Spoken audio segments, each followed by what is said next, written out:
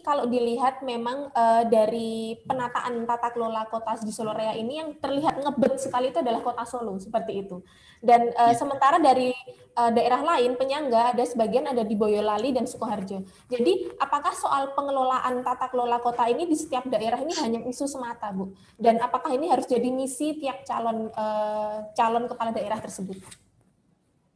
Ya mestinya setiap kepala daerah itu mestinya ya mungkin istilahnya harus progresif semua ya, tidak hanya Solo, karena masing-masing daerah itu, masing-masing kota, kabupaten itu kan punya masalah sendiri-sendiri ya, atau punya isu strategis sendiri-sendiri. Mungkin kalau Solo itu sudah kepadatan, transportasi, sampah, itu menjadi masalah. Jadi itu kemudian permukiman liar, pemukiman kumuh, yaitu memang semakin besar kota itu memang kompleksitas masalah kotanya itu semakin besar, sehingga semakin harus membutuhkan pemikiran yang benar. Tapi juga tidak berarti bahwa di Sragen itu juga enggak untuk pembangunan. Sragen itu kan juga ada masalah senjangan utara selatan ya, jadi selatan itu berkembang, utara itu mungkin daerah kumukus daerah ini itu kan sangat belum berkembang sama sekali, bahkan jalan pun mungkin masih highly dan sebagainya. Jadi sebetulnya masing-masing daerah itu memang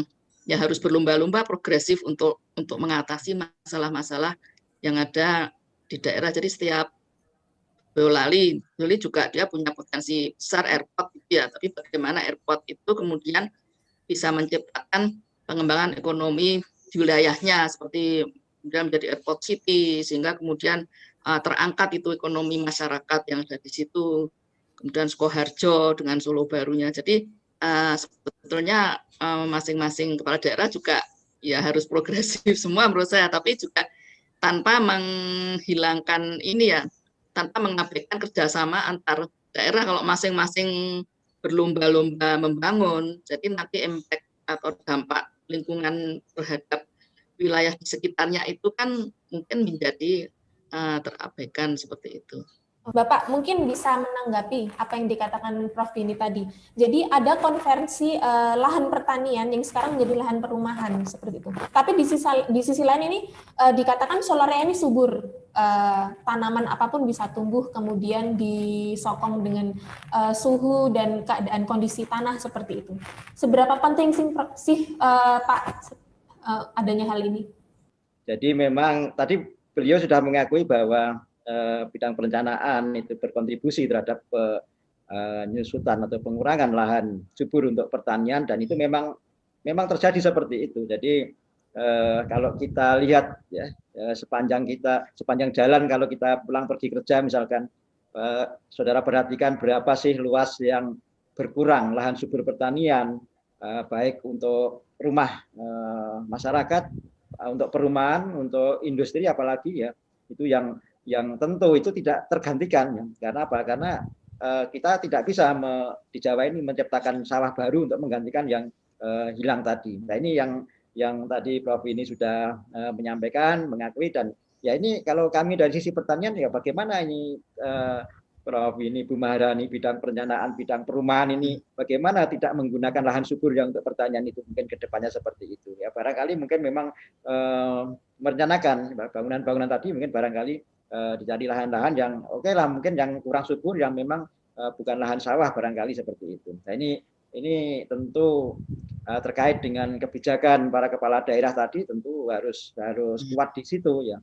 Mungkin selama ini ya, sudah ada ya peraturan daerah tentang tata ruang dan sebagainya, tetapi di dalam pelaksanaannya barangkali yang mungkin belum dilaksanakan dengan baik. Nah ini yang tentu tantangan ke depan bagi para kepala daerah baru ya, bagaimana untuk mempertahankan lahan pertanian ini bisa tetap bisa digunakan, diusahakan untuk usaha pertanian.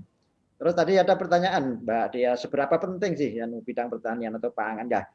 Kita tidak hanya bagi masyarakat Solo Raya ya, mengenai pangan ini kan saya kira kebutuhan utama, kebutuhan pokok yang sampai saat ini belum bisa tergantikan. Ya, bahkan kita sering mendengar mungkin Presiden RI pertama Insinyur Soekarno pernah menyampaikan di dalam peresmian kampus IPB Bogor itu, beliau menyampaikan bahwa masalah pangan adalah masalah hidup matinya bangsa. Nah, ini menunjukkan bahwa pangan itu sangat penting ya. dan tidak bisa digantikan. Ya kalau perumahan tadi mungkin bisa ditunda lah, bangun pabrik mungkin bisa ditunda ya. Tapi kalau masalah makan kan hari ini kita harus makan, bahkan tidak cukup sekali ya. Tidak bisa hari ini makan seminggu tidak kan tidak bisa seperti itu. Nah, ini menunjukkan bahwa pangan memang penting. Nah, bagaimana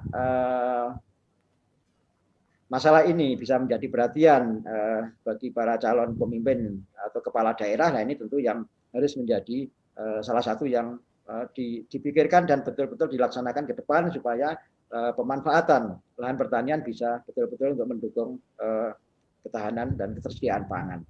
Khusus untuk daerah-daerah di sekitar Solo tadi ya, di Solo Raya mungkin Sragen, Karanganyar, Wonogiri, Klaten, Boyolali, yang mana itu juga daerahnya cukup subur dan tadi sudah disampaikan Mas Gilang itu penyangga pangan di Solo Raya dan bahkan mungkin di luar Solo.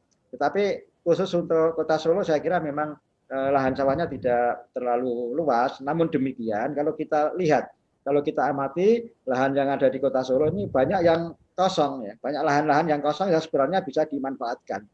Kalau zaman sekarang banyak sekali istilah urban farming yang sering disampaikan di dalam seminar-seminar ya, di dalam diskusi-diskusi, dan kita amati coba kita di tengah Kota Solo saja di sepanjang Jalan Slamet Riyadi, berapa lahan yang kosong nganggur yang tidak ada bangunannya tetapi sebenarnya bisa dimanfaatkan untuk budidaya tanaman.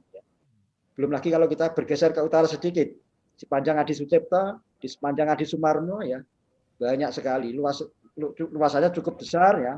Itu yang itu sebenarnya sebagai kepala daerah bisa saja membuat aturan misalkan boleh memiliki lahan tetapi harus dimanfaatkan. Misalkan seperti itu ya. Jadi lahannya tidak ganggu. Selama sebelum dibangun harus dimanfaatkan untuk budidaya tanaman misalkan. Ya ini salah satu apa yang mungkin bisa dilaksanakan atau dilakukan oleh kepala daerah ya. Bagaimana memanfaatkan lahan-lahan kosong tadi bisa memberikan sumber pangan. Baik, Prof.